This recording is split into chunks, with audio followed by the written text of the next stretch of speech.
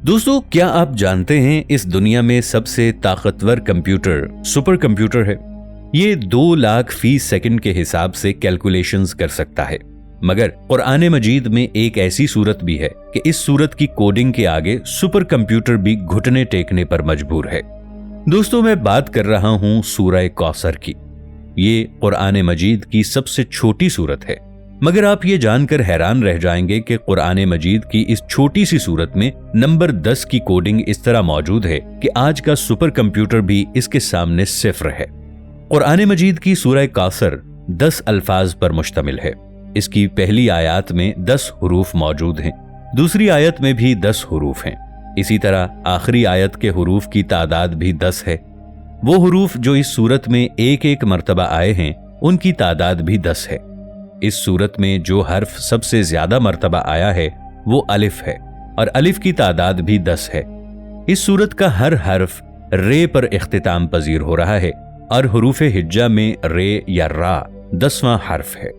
اس سورہ میں ہر آیت میں موجود ہر دوسرے حرف کا اختتام کاف پر ہوتا ہے۔ یہ الفاظ 10 مختلف حروف سے مل کر بنتے ہیں۔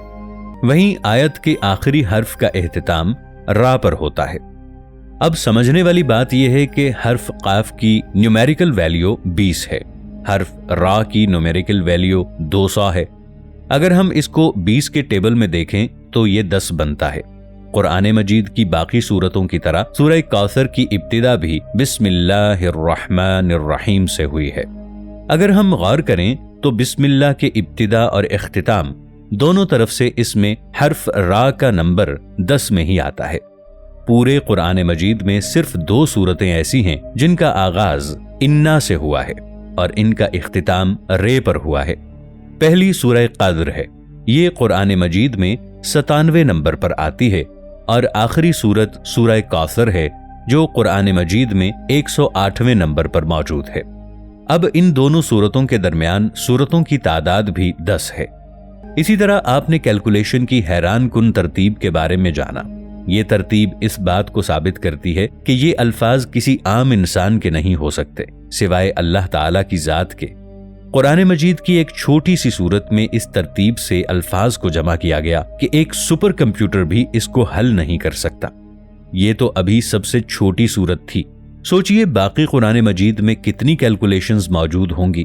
اسی لیے اللہ تعالیٰ نے قرآن مجید میں فرمایا، اگر تمہیں کوئی شک ہو اس میں جو ہم نے اپنے خاص بندے پر اتارا تو اس جیسی ایک صورت ہی لے آؤ۔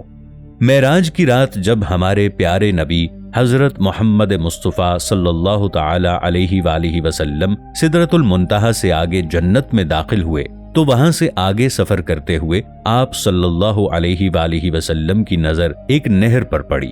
اس نہر کا پانی انتہائی صاف اور شفاف تھا۔ اس نہر کے دونوں اطراف میں یاقوت جڑے ہوئے تھے۔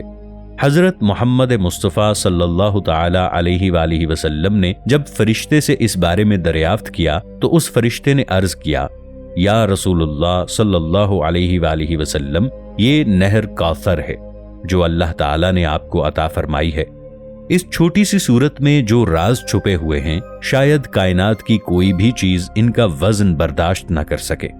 حضرت ابو عبیدہ رضی اللہ تعالی عنہ سے روایت ہے کہ میں نے حضرت عائشہ رضی اللہ تعالی عنہا سے سورہ کوثر کے بارے میں پوچھا تو حضرت عائشہ رضی اللہ تعالی عنہا فرمانے لگیں کہ کوثر ایک نہر ہے جو حضرت محمد مصطفیٰ صلی اللہ تعالی علیہ وآلہ وسلم کو عطا کی جائے گی۔ اس کے دونوں کناروں پر خوبصورت موتی جڑے ہوئے ہوں گے۔ ایک روایت کے مطابق اس نہر کا پانی دودھ سے زیادہ سفید اور میٹھا ہوگا اور مشک سے زیادہ خوشبودار ہوگا۔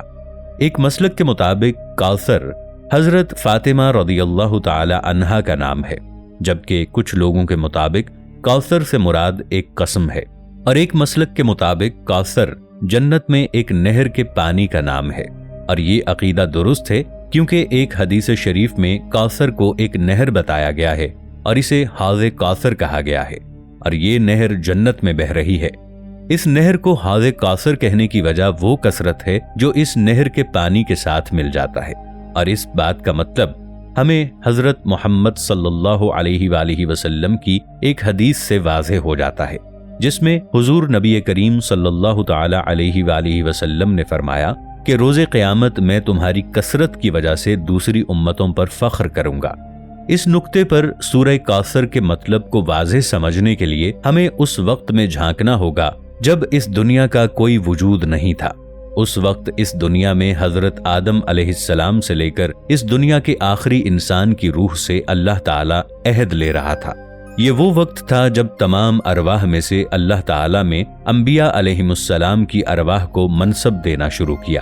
وہ منصب یہ تھا کہ اللہ تعالیٰ کے احکامات کو لوگوں تک پہنچایا جائے، مگر اللہ تعالیٰ نے ان کو یہ انتخاب بھی دیا تھا کہ کون سا نبی کتنے لوگوں کی ذمہ داری اٹھا سکتا ہے کہ وہ اتنے لوگوں کو جمع کریں۔ اب اس بات پر غور کریں۔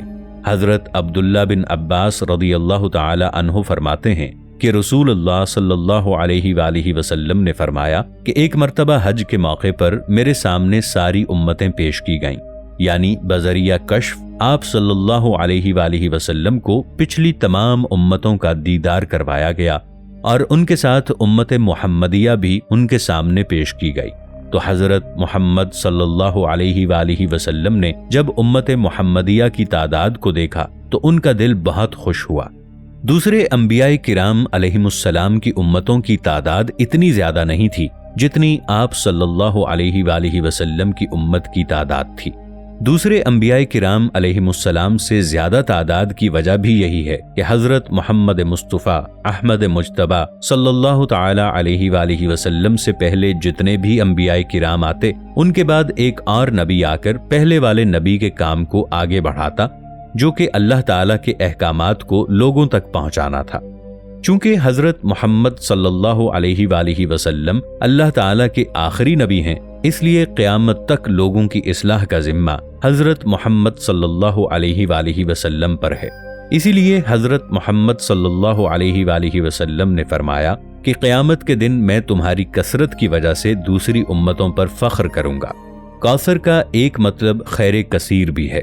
حوض کوثر اور اس کثرت کا مطلب یہی ہے کہ جو امتی پل صراط سے گزر کر آگے بڑھیں گے تو حضرت محمد صلی اللہ علیہ وآلہ وسلم ان لوگوں کو حوض کوثر سے پانی پلا کر ان کے اجسام کو صاف کر دیں گے، کیونکہ حوض کوثر سے آگے جو مرحلہ ہوگا وہ آخری مرحلہ ہوگا اور وہ مرحلہ جنت میں جانے کا ہوگا۔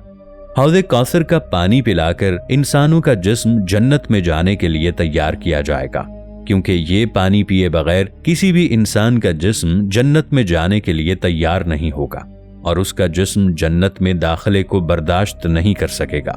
اس کا مطلب یہ ہوا کہ وہ پانی صرف پیاس بجھانے کے لیے نہیں ہوگا، بلکہ ایک انسان کے پورے جسم کو صاف کرنے والا پانی بھی ہوگا۔ جیسا کہ جب حضرت آدم علیہ السلام کو اللہ تعالیٰ نے ایک خاص درخت کے پاس جانے سے منع فرمایا تھا، مگر شیطان کے بہکاوے میں آ کر حضرت آدم علیہ السلام نے اس درخت کا پھل کھا لیا۔ اس پھل کو کھانے سے پہلے حضرت آدم علیہ السلام اور اماں حوا کی کیفیت کچھ اور تھی، مگر جیسے ہی انہوں نے پھل کھایا تو اس پھل میں موجود طاقت کی وجہ سے آپ علیہ السلام کے جسموں میں تبدیلیاں آنا شروع ہو گئیں۔ ان دونوں نے اپنے جسموں کو پتوں سے ڈھانپنا شروع کر دیا۔ ان کے جسموں میں وہ عمل ہوا جس سے ان کے جسم میں تبدیلی شروع ہوئی۔ بالکل اسی طرح سے حوض کوثر سے پانی پی کر ایک انسان کا جسم مکمل طور پر تبدیل ہو جائے گا، اور یہی تبدیلی ایک انسان کو جنت کی طرز زندگی کو برداشت کرنے کی طاقت فراہم کرے گی۔ آسان الفاظ میں حضرت آدم علیہ السلام کے وہ پھل کو کھانے سے انسان کو جو حاجت پیش آئی تھی، حوض کوثر کا پانی پینے سے وہ حاجت ختم ہو جائے گی اور انسان صاف ستھرا تمام برائیوں سے پاک جنت کے پاک اور صاف ستھرے باغات میں داخل ہو جائے گا۔ یہ کثرت ان امتوں کی ہوگی جو حضرت محمد صلی اللہ علیہ وآلہ وسلم کے حصے میں اربوں کی تعداد میں حوض کوثر کا پانی پیے گی۔ قرآن مجید میں سورہ کوثر کا نزول اس وقت ہوا تھا جب حضرت محمد صلی اللہ علیہ وآلہ وسلم کے بیٹے قاسم کا بچپن میں ہی انتقال ہوا تھا، تو کفار مکہ خاص طور پر عاص بن وائل آپ کو یہ طعنہ دینے لگے کہ اب آپ کی نسل آگے نہیں بڑھ سکے گی۔ تو تب اللہ تعالیٰ نے یہ سورت نازل فرمائی اور فرمایا کہ اللہ تعالیٰ نے آپ کو ایک ایسی نعمت عظیم سے نوازا ہے جو کسی نبی اور رسول کو بھی عطا نہیں کی گئی، یعنی حوض کوثر۔